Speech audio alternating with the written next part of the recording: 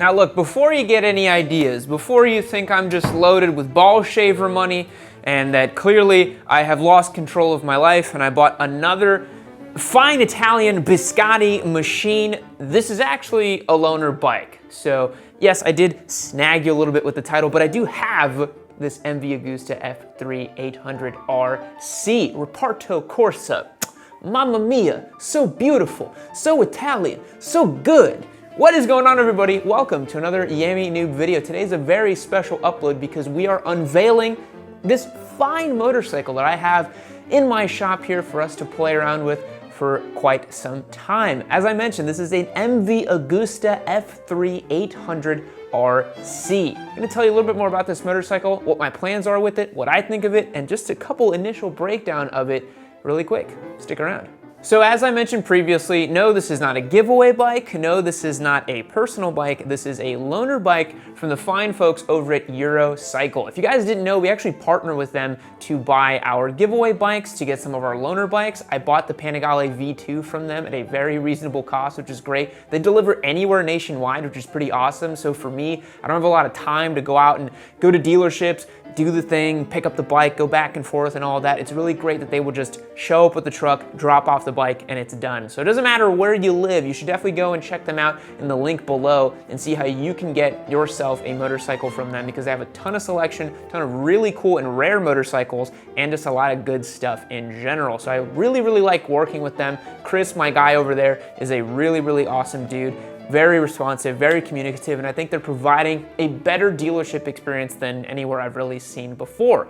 And he lets me play with these Italian motorcycles, so it's kind of hard to not promote them, right? So let me give you a brief rundown on the history of MV, why this F3 exists, and just a couple things about it. So for those of you who may have never heard of MV Agusta before, which I assume is a pretty sizable portion of the audience, they are actually a very small boutique Italian motorcycle manufacturer that's been around for a long time. They have a ton of history in racing, all kinds of stuff. They used to be in the GP before the modern GP era nowadays. So lots of history with MV Agusta, but they have never been a big kind of, Ducati or Yamaha. They've always been a very small boutique manufacturer. So MV Agusta came out in the 1990s, I believe it was 1999, with their F4 model. This was after they had gone through some bankruptcy problems. MV's always been embroiled with financial issues. They've been revitalized and rebooted a couple times, and it seems like now they finally have their act a little bit more together. And so the F4 was their 1000cc superbike inline 4 offering that they had for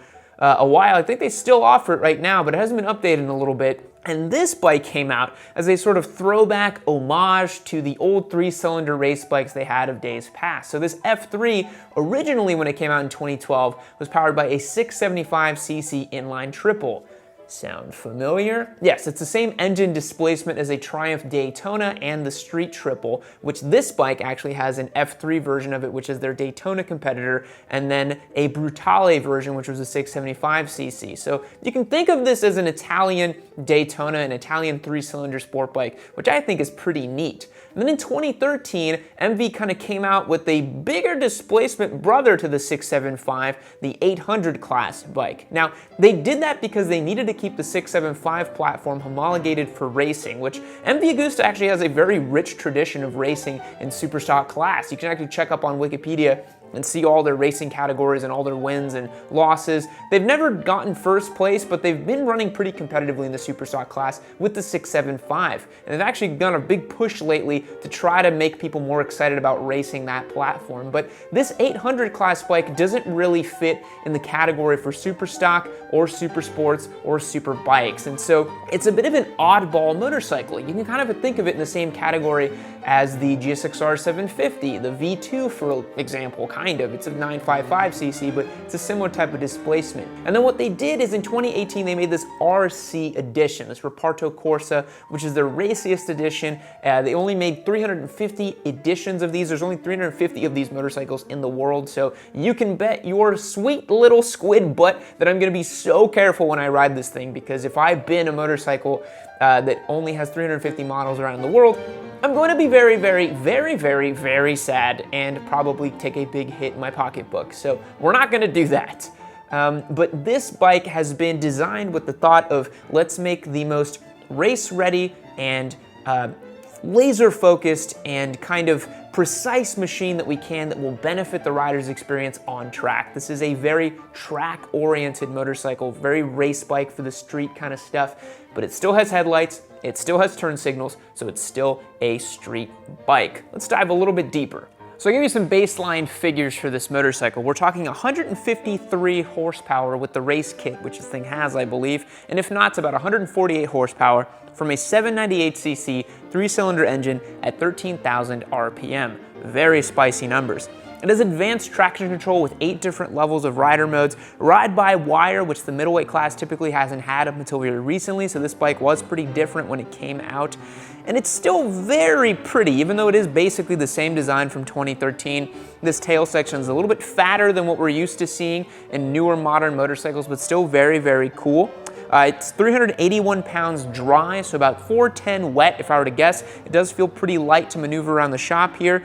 And the price tag is $21,798. Now, if that sounds a little bit spicy, it's because you gotta remember, MV Agusta is only making 350 of these, so I honestly think that's a pretty decent price for something that's so limited edition. It reminds me a lot of the 765 Daytona in that way, in that they've made something that is reasonably priced, and if you're really interested in this motorcycle, you're probably not as price sensitive as most motorcycle consumers are. If you're actually thinking about buying an MV Agusta F3 800 RC, you probably don't care about spending $21,000. All right, guys, so I was just moving the F3 around the shop here, and I did notice on the triple clamp, it does say 203 out of 400, so I think it's 400 units, not 350. Don't know why it says 350 on their website. If it's 400, who can say? Anyways, one thing I did want to read from you, which I think really sums up MV Agusta's ethos when it comes to bike building. There's this passage from a website that I found. It says, asphalt, curbing, and gravel traps, braking, acceleration, and braking again, straights, chicanes, curves, grandstands, and pits. MV Agusta was born on the track. Its story has been inscribed on most famous racing tracks in the world since the dawn of the most glorious motorcycle brand in the history of motorcycling. RC doesn't simply mean Reparto Corsa. RC means extreme attention to the technical development, both in terms of design and function. It means direct connection to the riders, achieving perfection from track to track. RC also means attention to detail, because under race conditions, each component is crucial and decisive. RC stands for absolute performance, a way of thinking known only by those who live to race. RC is the most direct descendant of the racing experience brought to the road, crafted for the most demanding riders. All MV, those are some bold claims, so obviously you guys know that I'm gonna take this thing out on track, have to compare it against my race bike, have to see how it feels and performs. I really, really wanna get deeper into this motorcycle and understand the way it feels and rides, because that is a big component of it. So why am I so excited about this motorcycle? Well, to me, this is the Daytona 765 that never was, right? This thing makes about 150 horsepower. It has that extra boost in torque. It's just a little bit more racy and well-defined than the 765.